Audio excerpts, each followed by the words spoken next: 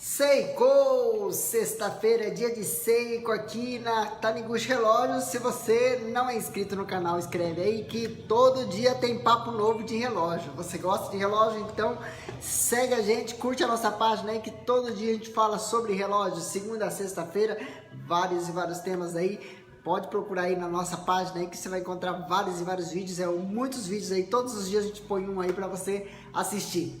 Beleza? Pessoal, hoje o tema é legal, é Seiko e como sempre é Seiko, eu coloquei 7 desafios que geraram muito mais que resultados, isso mesmo.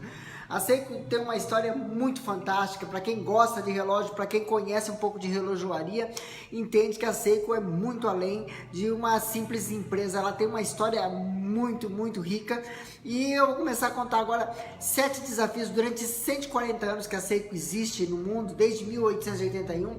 Eu tenho várias histórias, porém eu separei 7 etapas dessa vida aí, de 140 anos, que mudaram completamente o mundo da relojoaria. Pega aí que nós vamos começar com o número 1, isso mesmo, logo lá no começo do século passado, em 1904 para 1905, a Seiko teve o seu primeiro desafio, que foi o exército japonês requisitou a fábrica da Seiko para a produção de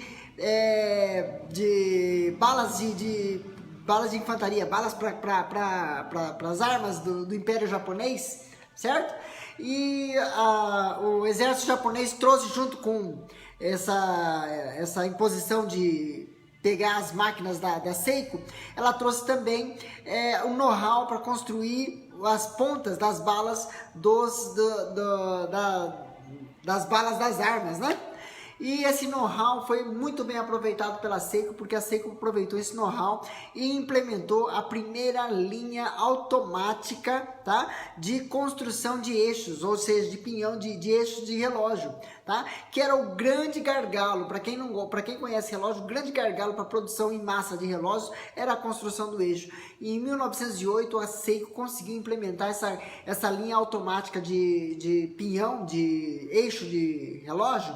E isso criou então a linha Empire. A linha Empire era um relógio de bolso razoavelmente grande, tá? E ele foi construído desde 1909 até 1934. Ele foi um dos relógios de bolso que teve uma vida mais longínqua dentro do Japão.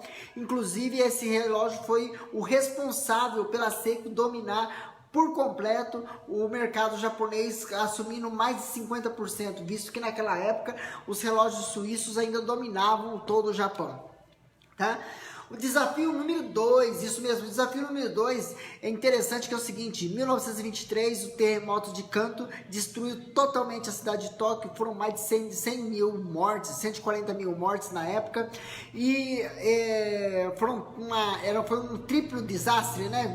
Começa com um terremoto, depois nós tivemos um incêndio, e depois do incêndio nós tivemos o tsunami. Então são um triplo desastre que resultou na destruição total de Tóquio e todo o complexo de indústrias da Seiko. E a Seiko tomou isso aí e renasceu agora oficialmente como a marca Seiko. Então até 1923 todos os relógios produzidos pela Seiko não tinham o nome Seiko estampado. Se vocês procurarem dentro da história da Seiko, no museu da Seiko, vocês vão ver lá Laurel, Empire, vários Timekeeper, mas assim, nunca tinha nenhum relógio escrito Seiko dentro do mostrador. Em 1924, depois do terremoto, Kintaro Hattori resolveu utilizar o nome Seiko como a marca definitiva da empresa, e esse perdura desde 1924. Então daqui a 3 anos nós vamos estar fazendo 100 anos do primeiro relógio Seiko, tá? Número 3, o desafio número 3 é um desafio um pouquinho mais complexo, tá? Com a Segunda Guerra Mundial, a Seiko já tinha algumas experiências de desastres, e ele via que os Estados Unidos começou a bombardear a cidade de Tóquio, e a fábrica principal da Seiko fica em Tóquio. Então a família Hattori já começou preocupando com essa situação. Ela dividiu a produção em várias cidadezinhas em todo o Japão. E uma dessas cidades que ele colocou ali foi em Nagano, na cidade de Suwa. Ele dividiu a empresa, a Dainin, uma parte foi para Suwa. E na cidade de Suwa, eles continuaram a produzir relógios e no final da guerra, eles reconstruíram a fábrica em Tóquio, tá? E reconstruindo a fábrica em Tóquio, eles trouxeram todas as máquinas de volta, menos a de Suwa. E com isso criou-se então a Daini e a Suwa. São duas empresas do mesmo grupo Seiko, só que são duas, ao mesmo tempo que são irmãs, são rivais, tá? Então aí, com essa rivalidade que foi criada por conta da guerra, por conta dessa separação que houve por conta da guerra, houve então uma rivalidade que foi fomentada então pelo filho do Kintaro Hattori, o Genzo, e ele pediu que cada qual conseguisse construir o melhor calibre possível, e aí começa a grande batalha das duas, da Suwa contra a Daini. E o mais interessante dessa rivalidade que se criou entre as duas foi que nesse período da década de 50 e 60 foi onde que nós conseguimos os maiores avanços tecnológicos para Seiko, né? Um dos grandes avanços tecnológicos para Seiko dos calibres automáticos, tá? Dos calibres mecânicos e automáticos. Entre eles nós temos lá o DioShock, que é o sistema de anti-choque do eixo, tá? Nós também temos o DieFix, que é o sistema de retenção de óleo que a Seiko criou, tá? Para os eixos, para eles não desgastarem tanto. Também nós temos ali o Sprung, que foi a mola de metal de liga resistente para que tanto o balanço pudesse funcionar sem ter muito cansaço na mola, e também a corda pudesse ter mais resistência para que ele conseguisse perdurar por mais tempo. Então essa liga metálica fez com que essa tecnologia fosse implementada em toda a linha. E também, por último, o Magic Level. O Magic Level nada mais é que a alavanca mágica que faz com que o rotor dê corda que faça o enrolamento da corda automaticamente. Essas quatro grandes tecnologias que foram inventadas na década de 50 permanecem até hoje dentro do seu relógio Seiko, tá? Então, se você tem um Seiko automático, provavelmente essas quatro tecnologias estão dentro do seu relógio Seiko hoje. Então, só para vocês verem o que isso resultou, ele resultou nas linhas Gran Seiko, Seiko 5, Seiko Diver. Então, basicamente, todas as linhas da Seiko utilizam hoje essas quatro grandes tecnologias, tá?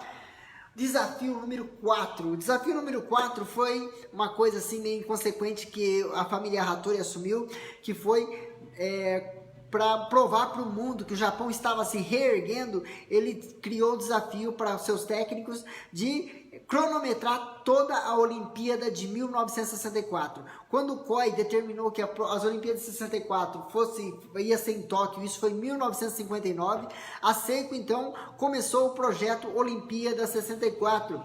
Tóquio 64. E esse projeto Tóquio 64 fez com que a empresa criasse mais de 6.000 cronógrafos, em apenas 3 anos. Isso mesmo, em apenas 3 anos eles conseguiram criar mais de 6.000 cronógrafos, visto que a Seiko nunca tinha feito um cronógrafo esportivo. Outra coisa interessante é que com esse projeto, eles criaram dentro dos relógios uma mola de embreagem chamada Hardcam. E esse Hardcam, ele era tão preciso que posteriormente os seus concorrentes suíços adotaram esse sistema Hardcam nos cronógrafos suíços, tá? Então, as Olimpíadas de 64, eles fizeram com que a Seiko fosse reconhecida mundialmente pelos seus cronógrafos. E aí começa a história do primeiro cronógrafo de pulso da Seiko em 1964, que foi em comemoração às Olimpíadas de 64, o primeiro cronógrafo automático do mundo, isso mesmo, em 1969, e esse projeto levou apenas 2 anos para ser concluído pela Seiko. E também nós temos o cronógrafo quartzo análogo. Então esses relógios cronógrafos análogos que você tem até hoje, quartzo, ele também faz parte dessa corrida pelo cronógrafo da empresa Seiko, tá?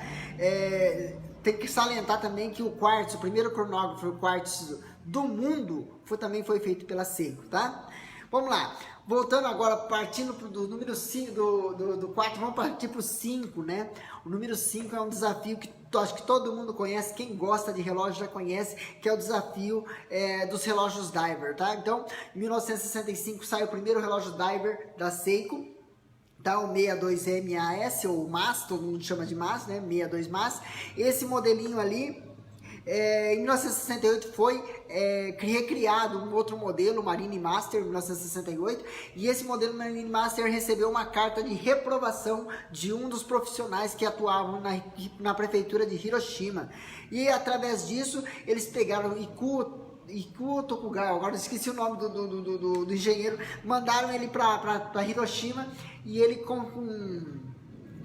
depois de 7 anos de desenvolvimento, ele criou nada mais, nada menos que o Seiko Tuna, tá? O Seiko Tuna foi o primeiro relógio criado para sua finalidade, e não foi criado para finalidade de mergulho, não foi criado primeiro o relógio para, vamos adaptar agora para mergulhar, não, ele foi criado especificamente para mergulho profundo. Vou colocar assim, duas coisinhas assim que você pode considerar muito interessantes nesse projeto Tuna, tá? O projeto Tuna, primeira coisa, ele foi criado especificamente para mergulhos profundos. E segunda coisa é que enquanto a relojoaria mundial baseava no mergulho, no sentido de abrir uma válvula de gás hélio para que o hélio não destruísse o relógio, a Seiko foi no sentido contrário. Em vez de nós tirar o gás hélio, não vamos deixar o gás hélio entrar. E foi justamente essa tecnologia de não deixar o gás hélio entrar, tá, que hoje os relógios Seiko não tem válvula de gás hélio. Só para vocês terem uma noção. Então, se você pegar o Tuna, mas onde é que está a válvula de gás hélio? Ele não precisa, tá? A quantidade de gás hélio que entra dentro do relógio, que é tão vedado, é tão ínfima que não chega a dar pressão suficiente para poder danificar o relógio, tá? Então, é uma tecnologia ímpar no mundo inteiro. Então, essa tecnologia aí dos relógios Diver Tuna fez com que o primeiro relógio Tuna 600, tá? Ele era para 600 metros, ele foi colocado acoplado a um submarino robô, tá? Não tripulado, e ele conseguiu chegar à profundidade de 1.062 metros. E logo depois, em 2014, eles testaram o Tuna Imperator em 1.000 metros, né? O Tuna 1000, e ele conseguiu chegar a 4.299 metros. Isso mesmo, são 4.299 metros, são 4 quilômetros de profundidade para baixo, pessoal. E ele aguentou a pressão lá dentro funcionando. E é interessante isso aí constar, porque eu não sei, eu não consegui confirmar se ele está no Guinness Book, mas provavelmente deve estar pertinho ali. Valeu? Vamos lá, número 6, tá? O projeto 59A, ou o projeto Quartzo. O projeto Quartzo era vamos dizer assim, era uma corrida contra o tempo, contra o consórcio suíço. Existia um consórcio suíço produzindo o Beta 1, e a Seiko aceitou o desafio. Os engenheiros da Seiko aceitaram o desafio para construir, antes desse consórcio suíço, o primeiro relógio quartzo do mundo, e isso acabou se concretizando no dia 25 de dezembro de 1969 com o Seiko Astron. Tá? O Seiko Astron foi o primeiro relógio quartzo do mundo a ser lançado, e o principal de tudo, a Seiko não só lançou, mas também apostou nessa tecnologia. Ao contrário dos suíços que lançaram o Beta 1 e é só mais uma tecnologia e vamos deixar aí. E como eles não queriam deixar aquela cultura centenária, né, de construção de relógios que a Suíça tinha, abandonada, e passar a produzir relógios quartzo. Então eles pagaram muito caro por não apostar nessa inovação. E só para vocês terem uma ideia, começou-se então a revolução do quartzo, ou então para os suíços a crise do quartzo. Essa revolução do quartzo, ela fez com que a Suíça fosse destronada do mundo da relojoaria, onde no começo da década de 70 havia mais de 90 mil mestres relojoeiros na Suíça, e no final, na década de 80 sobraram apenas 28 mil mestres relojoeiros na Suíça. Então, se você estava pensando que a tecnologia quartzo inovou o mundo, inovou, mas também acabou destruindo praticamente quase toda a indústria relojoeira suíça, tá? A número 7, o desafio número 7 foi o seguinte: quando foi implementado a tecnologia quartzo, houve um problema. O grande problema era a sustentabilidade, isso mesmo, já na década de 70, 80, a Seiko já pensava em sustentabilidade, porque as baterias duravam muito pouco, tá? Então, o que eles precisavam? Precisavam de baterias de maior duração, eles criaram baterias de maior duração. Depois de criarem baterias de mais duração, uma duração maior, eles começaram a criar maneiras com que pudesse recarregar essa bateria. Aí surgiram então a tecnologia Kinetic e depois a tecnologia solar, que já veio com a Citizen, agora com o EcoDrive, né? E depois a Seiko também implementou esse sistema também, certo? E para finalizar tudo, o Spring Drive, tá? Então o Spring Drive é a nata do bolo, é a cereja do bolo, não tenho o que dizer, porque o Spring Drive hoje é considerado, vamos dizer assim, é uma tecnologia ímpar, única no mundo, tá? Onde se utiliza um relógio a corda, tá? Que é controlado eletronicamente por um sistema de pulso de quartzo, tá? É um sistema, uma coisa bem tecnológica e ao mesmo tempo, vamos dizer assim, bem artesanal. Só para vocês terem uma noção, o Spring Drive hoje ele é comercializado somente na top de linha da Seiko. Então hoje um Spring Drive hoje vai te custar aí na casa dos 30k, 40k por aí, nessa faixa ali. Então se você tá pensando em ter um Spring Drive, vai juntando seu dinheirinho, talvez vai ter que vender o seu carro para poder comprar um Spring Drive hoje, tá? Então essa tecnologia única surgiu justamente por conta da teimosia dos engenheiros da Seiko, que levaram 20 anos para conseguir essa façanha e com isso criar um relógio quartzo com características sustentáveis, que ele é a corda, beleza? Pessoal, vocês gostaram? São 7 tecnologias que foram criadas por conta de desafios inesperados dentro da Seiko e fez com que a Seiko se desenvolvesse e criasse coisas muito maiores que até ela mesma esperava. Então hoje a Seiko é tudo isso que existe por conta desses desafios que acontecem no dia a dia, que a Seiko vai superando um a um nesse mercado competitivo que é o mercado da horologia. Valeu?